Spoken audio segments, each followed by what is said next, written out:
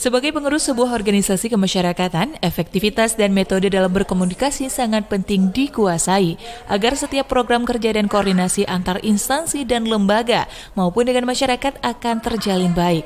Untuk memiliki kemampuan komunikasi yang baik dan latihan menjadi hal yang penting untuk mengasah kemampuan komunikasi tersebut. Hal tersebut disampaikan oleh Ketua Pengurus Wilayah Badan Kontak Majelis Taklim Aceh, Diah Erti Idawati, saat menyampaikan materi pada acara penutupan pelatihan persuasive speaking bagi pengurus PW BKMT Aceh di Hermes Palace Hotel Sabtu 19 Februari 2022.